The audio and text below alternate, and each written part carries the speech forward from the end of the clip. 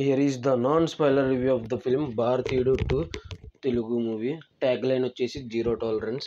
ఇంకా ఈ మూవీ చూడడానికి లేట్ అయింది, ఎందుకంటే మాకేమో తిరుపతి టూర్ ఉంది.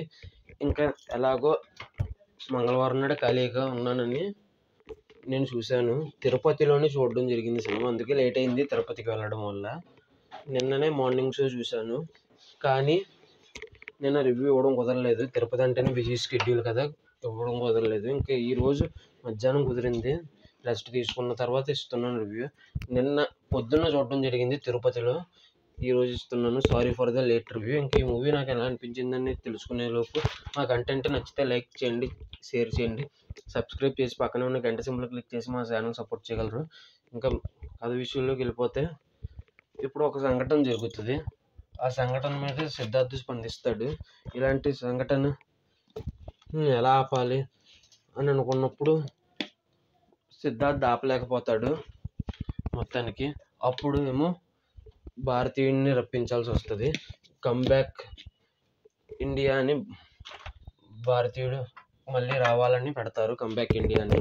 ఇంతకీ ఆ సంఘటన ఏంటి, మళ్ళీ కమ్బ్యాక్ ఇండియా అంటే మళ్ళీ ఇండియాకి వచ్చాడా లేదా, అసలు భారతీయుడు ఎక్కడ ఉన్నాడు ఏంటి అనేది తెలుసుకోవాలంటే ఈ భారతీయుడు 2 అనేది చూడాలి. ఖచ్చితంగా ఇది కంటిన్యూషన్. ఈ సినిమా ఫస్ట్ పార్ట్ చూసిన వాళ్ళకి సెకండ్ పార్ట్ అర్థం అవుతుంది. ఇవి కంటిన్యూషన్. ఇంకా ఈ సినిమాకి వచ్చిన నెగిటివ్ రివ్యూలు విషయం తెలిసిందే. నెగిటివ్. ఇంకా నా మాట నమ్మితే నమ్మండి, నమ్మకపోతే నమ్మండి. నాకైతే సినిమా నచ్చింది భయ్యా. నాకైతే అసలు ఆ నెగిటివిటీకి నేను చూసిన దానికి సంబంధం లేదు. దానికి దీనికి కథకి అసలు నక్కకి లంగలోకానికి ఉన్నంత తేడా ఉందో లేదో తెలియదు, కానీ కొద్దిగా తేడా ఉంది అనేది చెప్తాను. కానీ నాకైతే బాగా అనిపించింది. కానీ ఫస్ట్ హాఫ్ మాత్రం కొద్దిగా స్లోగా వెళ్ళింది, అదొక్కటి నెగిటివ్. సెకండ్ హాఫ్ ఫాస్ట్గా వెళ్ళింది. ఫస్ట్ హాఫ్ స్లోగా వెళ్ళినా కూడా ఇంట్రెస్టింగ్గానే ఉంది, బోర్ అయితే కొట్టలేదు.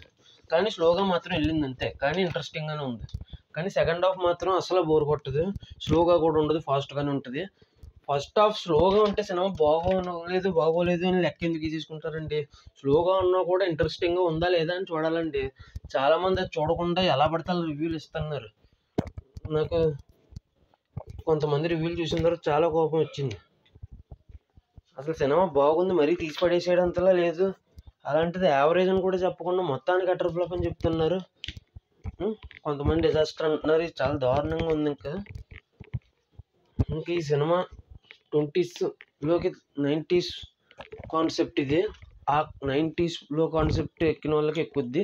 ముఖ్యంగా భారతీయుడు 1 బాగా నచ్చిన వాళ్ళకి కొంతలో కొంత ఎక్కచ్చు. ప్లస్ ఇప్పుడు 20s జనరేషన్లోకి తగ్గట్టుగా కొన్ని గ్రాఫిక్స్ పెట్టి తీశారు, అదే కాన్సెప్ట్ని కంటిన్యూ చేస్తూ. అటువంటి వాళ్ళకే నచ్చుద్ది ఇది.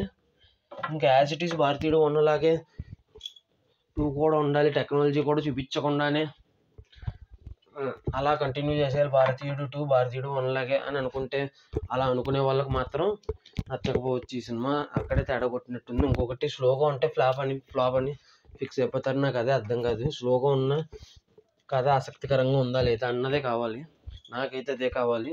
ఇంకా సెకండ్ హాఫ్లో అయితే సిద్ధార్థ్ ఎమోషనల్ సీన్స్ బాగున్నాయి, తల్లి చనిపోయే సీన్ దగ్గర. ఇంకా తర్వాత కమల్ హాసన్ని లాస్ట్లో ఒక ఫైట్ ఉంటుంది, 30 minutes 25 minutes. అసలు కళ్ళు తిప్పుకోలేని విధంగా ఉంది ఆ ఫైట్ అయితే. ఒక్క చక్రంతో ఫైట్ ట్రైలర్లో ఉంటారు, అది ఇన్ని చోట్ల చేయొచ్చా ఒక్క చక్రంతో ఫైటు, అసలు ఇలా కూడా చేయొచ్చా అనేటట్టుగా ఉంటుంది ఆ సీక్వెన్స్. లాస్ట్ 25 minutes కానీ 30 minutes కానీ అంతసేపు ఉన్నా కూడా బోర్ కొట్టదు ఫైట్.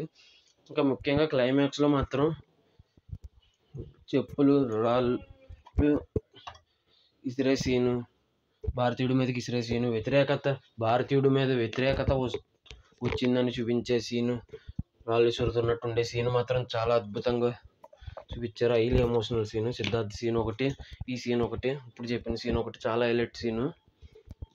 ఇంకా నేను ఇందాక చెప్పాను కదండి, భారతీయుడు 1 టెంప్లెట్లో కాకుండా ఇప్పుడు టెక్నాలజీని వాడుకుంటూ వెళ్తుంది ఇది భారతీయుడు 2. అదే టెక్నాలజీ ఏం లేకుండా యాజ్ ఇట్ ఈజ్ అది ఎలా ఉందో యాజ్ ఇట్ ఈజ్ అలా చూడాలనుకునే వాళ్ళకి నచ్చదు. టెక్నాలజీ అప్డేట్తో భారతీయుడు 2 చూడాలనుకునే వాళ్ళకి నచ్చుతుంది. ఇందాక చెప్పినట్టు అంతేనండి. అర్థమైందని అనుకుంటున్నాను నేను, ఇంకంతకంటే క్లారిటీగా చెప్పలేను. ఇక అంతేనండి. ఇంక సినిమాకి వచ్చేసి నేను ఇవ్వబోయే రేటింగ్ వచ్చేసి ఇవ్వచ్చండి. 4.5 అవుట్ ఆఫ్ 5 ఇవ్వచ్చండి. ఫస్ట్ హాఫ్ స్లోగా ఉంది, దానికి ఇచ్చాను, కానీ ఇంట్రెస్టింగ్గానే ఉంటుంది. అంతేనండి ఈ రివ్యూ. మీరు కనుక ఈ మూవీ చూసుంటే ఎక్కడ చూసారో చెప్పండి. నేనైతే తిరుపతిలో చూశాను. థియేటర్ బాగుంది. ఆఖరికి లగేజీలు పెట్టుకోవడానికి కూడా ఇచ్చారు అక్కడ క్యాంటీన్ దగ్గర. స్నాక్స్ అయితే రేట్లు ఎక్కువేనండి. కొద్దిగా ఎంఎక్స్ అయితే కాదు, మామూలు థియేటరే, కానీ కొద్దిగా ఎక్కువే ఉంది. డ్రింక్ అయితే 70, పాప్కార్న్ అయితే 80 కింద ఉంది. ఇంకా తర్వాత లోపల వాష్రూమ్స్ దగ్గర ఏమో సోప్ కూడా ఉంది. అది ఏదో ప్రెస్ చేస్తే కింద లిక్విడ్ వస్తుంది చూడండి, అది ఉంది. మళ్ళీ లెట్రిన్స్ కూడా ఉన్నాయి. లెట్రిన్స్ ఓకేనండి, కానీ కింద ప్రెస్ చేస్తే కింద లిక్విడ్ రావడం అనేది రెస్టారెంట్లో ఉంటే మామూలుగా అయితే థియేటర్లో ఉండడం ఒక విషయం. థియేటర్ కూడా బాగుంది. జైశ్యామ్ పిక్చర్ ప్యాలెస్ అండి. రూమ్ స్ప్రే ఒక్కటి లేదు, ఏసీ మాత్రం బాగానే ఉంది. సౌండ్ మాత్రం 4K డాల్బీ. కావాలంటే ట్రై చేయండి ఖచ్చితంగా. మీరు కనుక కుదిరితే మీకు టైం తిరుపతికి వెళ్ళినప్పుడు, లేదా మీరు తిరుపతిలో కనుక ఉంటే, ఒకవేళ తిరుపతి టూర్కి వెళ్ళినప్పుడు మీకు కుదిరితే ట్రై చేయండి థియేటర్లో. థియేటర్ బాగుంది, జైశ్యామ్ పిక్చర్ ప్యాలెస్. అక్కడికి వెళ్ళి గూగుల్ మ్యాప్ ద్వారా తెలుసుకోండి.